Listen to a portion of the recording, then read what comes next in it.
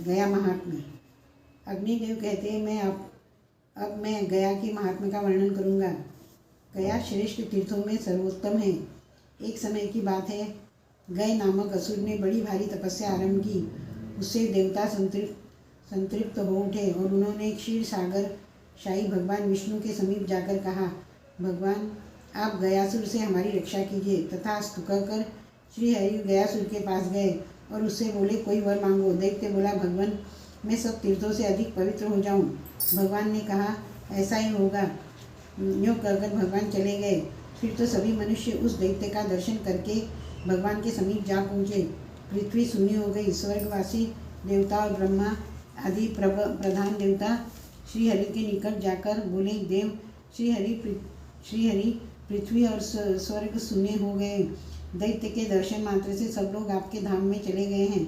यह सुनकर श्रीहरि ने ब्रह्मा जी से कहा, तुम संपूर्ण देवताओं के साथ गयासुर के पास जाओ और यज्ञ भूमि बनाने के लिए उसका शरीर मांगो।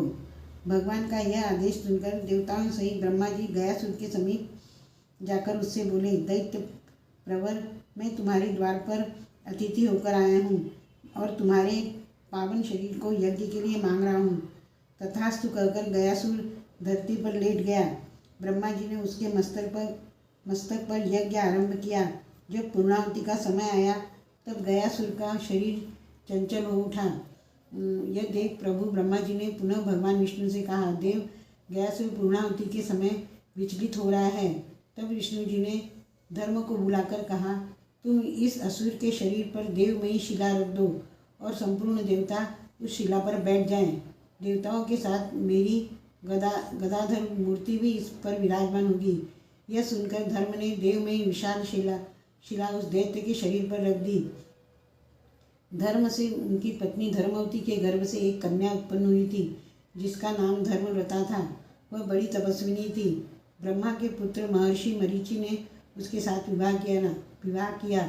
जैसे भगवान विष्णु श्री लक्ष्मी जी के साथ और भगवान शिव पार्वती जी के साथ विवाह करते हैं, उसी प्रकार महर्षि मरीचि धर्मव्रता के साथ रमण करने लगे। एक दिन की बात है, महर्षि जंगल से कुशा और पुष्प आदि ले आकर बहुत थक गए थे। उन्होंने भोजन करके धर्मव्रता से कहा, प्रिय मेरे पैर दबाओ। बहुत अच्छा कहकर प्रिया धर्मव्रता के थके मादे मुनि के चरण दबाने लगी। मुनि सो गए। इतने में ही वहाँ ब्रह्मा जी आ गए। धर्मव्रता ने सोचा, मैं ब्रह्मा जी का पूजन करूं या अभी मुनि की चरण सेवा में ही लगी रहूं। ब्रह्मा जी गुरु के भी गुरु हैं, मेरे पति के भी पूज्य हैं, अतः इनका पूजन करना ही उचित है। ऐसा विचार कर वह पूजन सामग्रियों सहित ब्रह्मा जी की पूजा में लग गई। नींद टूटने पर जब मरीचि मुनि ने धर्मव्रता को अपने समीप नहीं देखा, तब आज्ञा उल्लंघन के अपराध से उसे शाप देते हुए कहा, तू शिला हो जाएगी। यह सुनकर धर्मव्रता कुपित हो उनसे बोली, मुने चरण सेवा छोड़कर मैंने आपके परम आपके पूज्य पिताजी की पूजा की है, अतः मैं सर्वथा निर्दोष हूँ। ऐसी दशा में भी आपने मुझे शाप दिया, अतः आपको भी भगवान शिव से शाप की प्राप्ति होगी। यह यूँ कहकर धर्मव्रता ने शाप को पृथक रख दिया और स्वयं अग्नि में प्रवेश करके वह हजारों वर्षों तक कठोर तपस्या में संलग्न रही। इससे प्रसन्न होकर श्री विष्णु आदि देवताओं ने कहा, वर मांगो। धर्मव्रता देवताओं से बोली, आप लोग मेरे शाप को दूर कर दें। देवताओं ने कहा, शुभे महर्षि मरीचि का दिया हुआ शाप अन्यथा नहीं होगा। तुम देवताओं के चरण चिन्ह से अंकित परम पवित्र शिला होगी। गयासुर के शरीर को स्थिर रखने के लिए तुम्हें शिला का स्वरूप धारण करना होगा। उस समय तुम देवव्रता, देवशिला, सर्वदेव स्वरूपा, सर्वतीर्थमयी तथा पुष्पशिला कहलाओगी।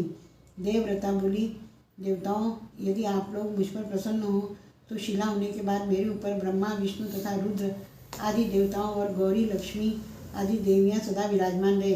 अग्निदेव कहते हैं, देवव्रता की बात सुनकर सब देवता तथास्तु कहकर स्वर्ग को चले गए। उस देवमयी शिला को ही धर्म ने गयासुर के शरीर पर रखा, परंतु वह शिला के साथ ही हिलने लगा। यह देख रुद्र आदि देवता भी उस शिला पर जा बैठे। अब वह देवताओं को साथ लिए हिलने डुलने लगा। तब देवताओं ने क्षीर सागर शाही भगवान विष्णु को प्रसन्न किया। श्री हरि ने उनको अपनी गदाधर मूर्ति प्रदान की और कहा, देवगण आप लोग चलिए, इस देवगम्य मूर्ति के द्वारा मैं स्वयं ही वहाँ उपस्थित होऊंगा।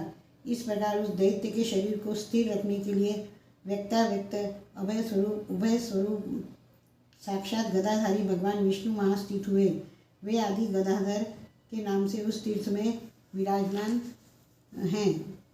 पूर्व काल में गद नामक प्रसिद्ध एक भयंकर असुर था।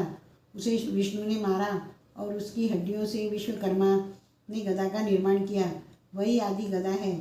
उस आदि गदा के द्वारा भगवान गदाधर ने हेती आदि राक्षसों का वध किया था, इसलिए वे आदि गदाधर कहलाए। पूर्वोक्त देवमयी शिला पर आदि गदाधर के स्थित होने पर गयासुर स्थिर हो गया। तब ब्रह्मा जी ने पूर्णाहुति दी। तदनंतर गयासुर ने देवताओं से कहा, किस लिए मेरे साथ वंचना की गई है? क्या मैं भगवान विष्णु के कहने मात्र से स्थिर नहीं हो सकता था? देवताओं, यदि आपने मुझे शिला आदि के द्वारा दबा रखा है तो आपको मुझे वरदान देना चाहिए। देवता बोले, दैत्य प्रवर तीर्थ निर्माण के लिए हमने तुम्हारे शरीर को स्थिर किया है, अतः ये तुम्हारा क्षेत्र भगवान विष्णु, शिव तथा ब्रह्मा जी का निवास स्थान होगा। सब तीर्थों से बढ़कर इसकी प्रसिद्धि होगी तथा पितर आदि के लिए यह क्षेत्र ब्रह्मलोक प्रदान करने वाला होगा। यूँ कहकर सब देवता वहीं रहने लगे। देवी और तीर्थ आदि ने भी उसे अपना निवास स्थान बनाया। ब्रह्मा जी ने यज्ञ पूर्ण करके उस समय ऋत्विजों को दक्षिणाएं दी। 5 कोस का गया क्षेत्र और 55 गांव अर्पित किए। यही नहीं, उन्होंने सोने के अनेक पर्वत बनाकर दिए। दूध और मधु की धारा बहने वाली नदियाँ समर्पित की। दही और घी के सरोवर प्रदान किए। अन्न आदि के बहुत से पहाड़, कामधेनु, गाय, कल्पवृक्ष तथा सोने चांदी के घर भी दिए। भगवान ब्रह्मा ने यह सब वस्तुएं देते समय ब्राह्मणों से कहा, विप्रवरों, अब तुम मेरी अपेक्षा अल्प शक्ति रखने वाले अन्य व्यक्तियों से कि कभी याचना न करना। यूँ कहकर उन्होंने वह सब वस्तुएं उन्हें अर्पित कर दी। तत्पश्चात धर्म ने यज्ञ किया। उस यज्ञ में लोभवश धन आदि का दान लेकर जब वे ब्राह्मण पुनः गया में स्थित हुए तब ब्रह्मा जी ने उन्हें शाप दिया, अब तुम लोग विद्या विहीन और लोभी हो जाओगे। इन नदियों में अब दूध आदि का अभाव हो जाएगा और ये सुवर्ण शैल भी पत्थर मात्र रह जाएंगे। तब ब्राह्मणों ने ब्रह्मा जी से कहा, भगवान, आपके शाप से हमारा सब कुछ नष्ट हो गया, अब हमारी जीविका के लिए कृपा कीजिए। यह सुनकर वे ब्राह्मणों से बोले, अब इस तीर्थ से ही तुम्हारी जीविका चलेगी। जब तक सूर्य और चंद्रमा रहेंगे तब तक इसी वृत्ति से तुम जीवन निर्वाह करोगे। जो लोग गया तीर्थ में आएंगे वे तुम्हारी पूजा करेंगे।